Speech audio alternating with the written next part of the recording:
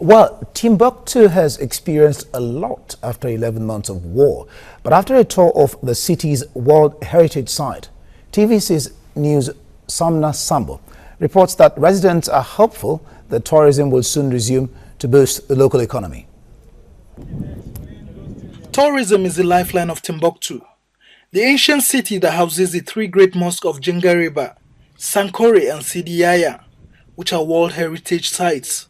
But the city and its monuments now lie desolate. Timbuktu's economy was at its lowest point after the city fell into the hands of AlQaeda-backed rebels who destroyed its spiritual and tourist attractions. Their reason was that the sites were not Islamic. They broke all things. They tell this is not good. God never tell this to building somebody who's dead, to building small house. The people come every Friday to take sand, would make something is not good. The rebels sacked the legitimate government, imposed strict Islamic laws. Western tourists were kidnapped and hotels were shut within the period. All this led to visitors and residents fleeing the regional capital. If you smoke, they'll beat you.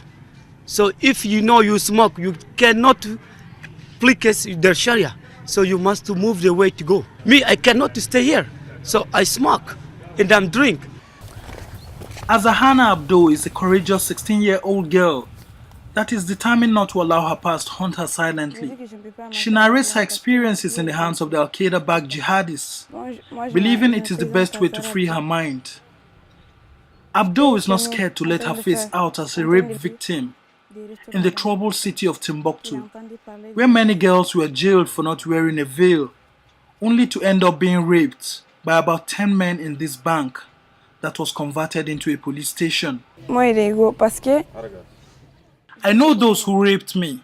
If I see any of them, I will recognize him. But they have all fled Mali. If they are caught, they should be executed. Définir la phrase négative. La phrase négative. With schools gradually reopening, many students here have one personal story or the other on the 11-month reign of terror by the rebels, who barred girls and boys from mixing or talking to one another. The Islamist rebels were not liberal. They asked students not to wear this or that, not to mingle and so on, until God liberated us from them. Their head teacher says the psychological impact of war, rape, maiming and looting in Timbuktu still distorts the thinking of some students during classes. The Islamist insurgents have suffered several fatalities, with the great loss of control to the French and AFISMA-led military campaign against them.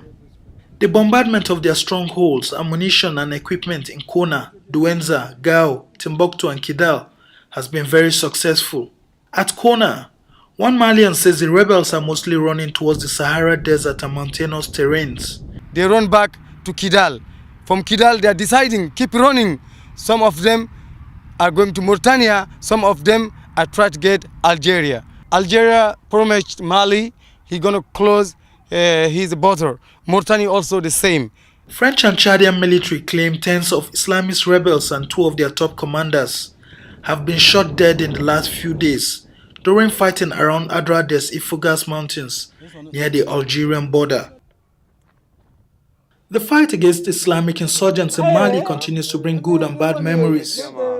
One family at Jabale village who witnessed the forceful intrusion of their community by Al-Qaeda fighters fleeing northern Mali paid for it dearly when French steel bombers attacked the village to root out the insurgents. The bombardment was fair because not many people died. If not for the French, maybe all the villagers would have died in the hands of the insurgents.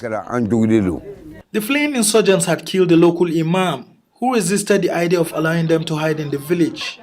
But some brave persons reported their presence, hence the bombardment that resulted in one civilian casualty. This man showed us his scars from bullet wounds. We didn't help the terrorists or give them place to stay. They just came by surprise shooting guns in the air to make us afraid of them. We ran away. They later chose a couple of houses where they dropped their guns. Those were the houses bombarded by the French. It is 37 degrees in Bamako, And with the hot weather comes the challenges of everyday living. Many Malians are out managing their lives in a crippling economy, where war in the north and political instability has made living more difficult. One man is even finding life more difficult after having his right hand chopped off by Islamist fighters for helping ship guns left by fleeing Malian troops in Gao back to Bamako. Living in squalor, Suleiman Traore feels abandoned when he needs help the most. By taking the guns out of Gao so that the rebels won't use them, we did it for the government and Malians. So the government has to think about us. We don't need to beg government any money considering our condition. The ancient city of Timbuktu remains deserted. Schools and hospitals are gradually opening up to the public, but banks and police stations remain closed.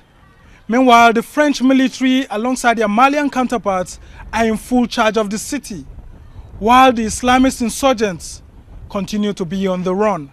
This local police station also bears the signature of the rebels. It remains abandoned for over a year, after policemen were chased out of the city like their military counterparts. But with the recapture of Timbuktu by French and African forces, one Malian on a visit to the city says better days lie ahead. When it comes to tourism coming back, I think the economy in general, we are pretty hopeful. Things will come back to normal. About 8 out of 16 listed mausoleums in Timbuktu were destroyed. Sumner Sambo, TVC News, Timbuktu, Mali.